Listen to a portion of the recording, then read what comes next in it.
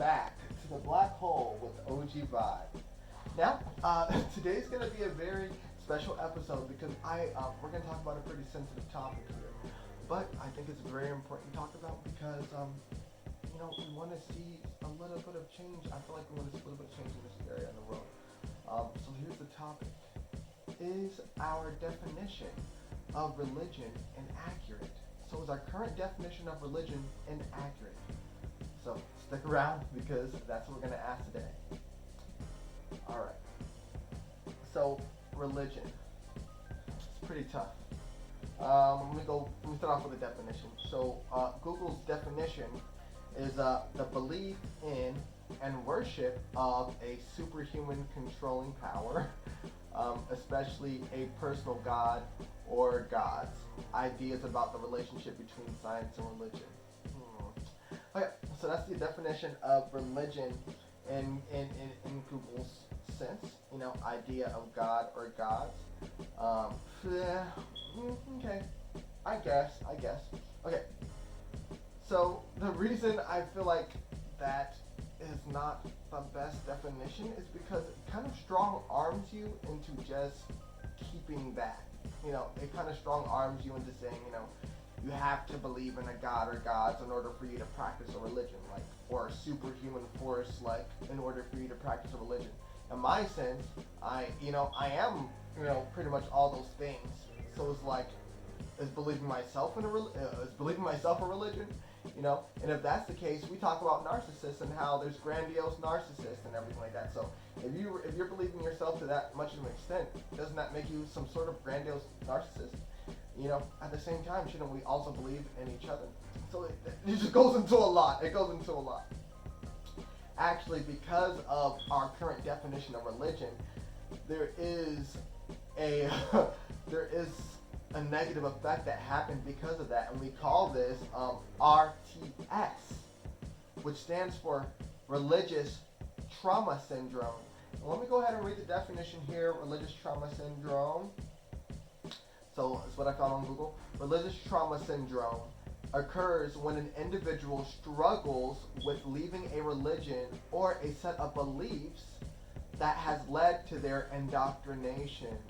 It often involves the trauma of breaking away from a controlling environment, lifestyle, or religious figure. In some settings, the symptoms of religious trauma can be similar to that of complex post-traumatic stress disorder. That was a mouthful, but this is very, very accurate in its description. Like I said, in my own religion, it was tough because, growing up different, you hear certain things that you don't agree with. There's certain things in religions I don't have to go into because you can see across the world there's people dying because of certain religions and people allowing the death of others that don't, allowing the death of others, and it's not cool. So basically here, we want to go into, what I feel like would be a better definition in order to keep us away from the traumas that come from being, strong armed down by one religion. So here's my sort of a definition of what I think. So my definition is a set of practices and stories provided in order to achieve certain states of awareness and insight. I don't think that's a bad idea of a religion. It's a set of practices and stories in order to achieve certain states of awareness and insight. Usually what a religion offers are answers about the self. And these are our deep questions. Usually stories provide those answers. So when we look towards a story, it doesn't mean that we have to believe in all the characters of that story, but definitely the emotions they take us through really lead us to that sense of belief, So over here, and again, I grew up in a Christian church, so I like to use Jesus as as an allegory to how to live this kind of lifestyle. At least in other religions too.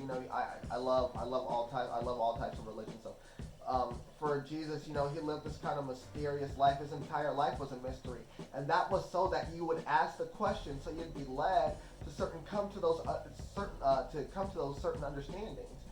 So that's what those religions kind of get you to do. They kind of get you to listen to these stories that allow you to, attain a set of practices, which could be fasting, which could be meditation, which could be anything, in order to achieve a certain state of mind or a state of awareness. And I think that's a perfect thing. So I feel like in the future, religions would be used to, like, probably if you want to navigate through a certain part of your life, you might need a different religion in order to kind of, or a lifestyle, right?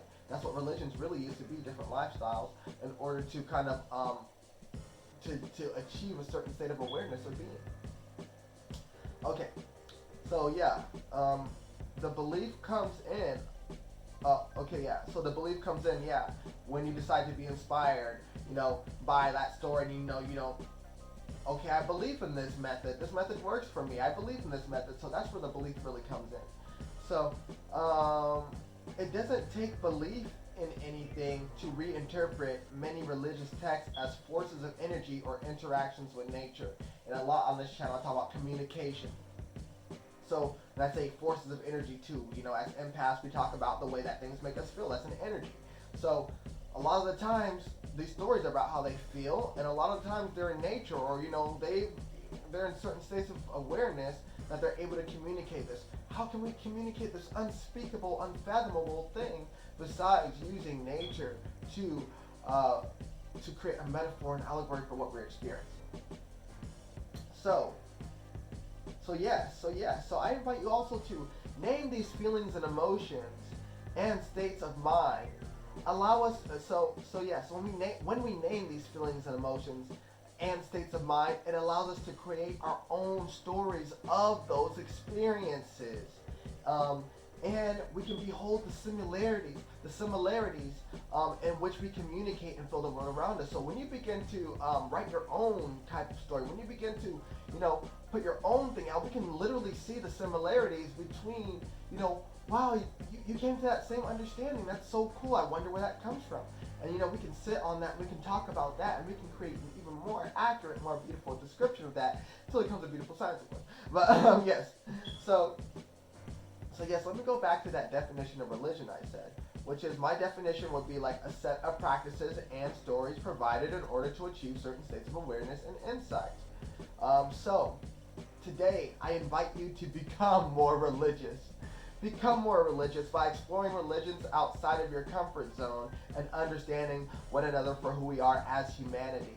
So again, I invite you to become more religious by understanding each other, by seeing these practices, seeing these sets of, seeing these practices and states of awareness that they allow you to be in, okay, and really being mystified by it, and just like, okay, I really want to understand how that came to be.